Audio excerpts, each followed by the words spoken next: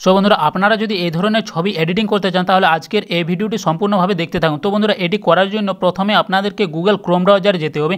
তো আজকের এই ভিডিওতে আমি আপনাদেরকে পুরো বিস্তারিতভাবে শেখাবো। তো প্রথমে আপনারা গুগল ক্রোম ব্রাউজারে যাবেন। ক্রোম ব্রাউজারে যাওয়ার পর এখানে আপনারা সার্চ করবেন জেমিনি এআই নামে। তো সিম্পলি এখানে আপনারা সার্চ করবেন। সার্চ করার পর প্রথমে যে ওয়েবসাইটটি আসবে এখানে গুগল জেমিনি বলে, তো সেটির উপর ক্লিক করবেন। ক্লিক করার পর এরকমের ইন্টারফেস চলে আসবে আপনাদের মোবাইলে।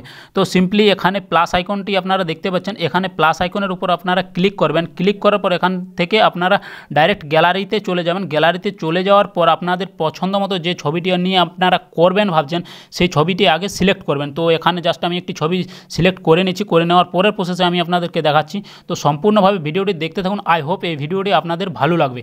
তো এখান থেকে যে কোনো একটি ছবি আমি এখন সিলেক্ট করে নিচ্ছি। সিলেক্ট করে নেওয়ার পরের প্রসেসে আমি আপনাদেরকে দেখাচ্ছি।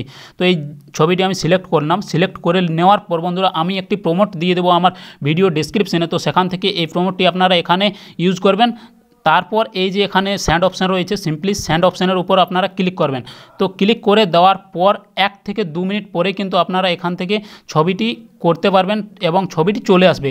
তো দেখাচ্ছি আমি আপনাদেরকে পুরো বিস্তারিতভাবে। তো আপনারা সম্পূর্ণভাবে ভিডিওটি দেখতে থাকুন। আই হোপ এই ভিডিওটি আপনাদের ভালো লাগবে। আপনারা সম্পূর্ণভাবে ভিডিওটি দেখতে থাকুন।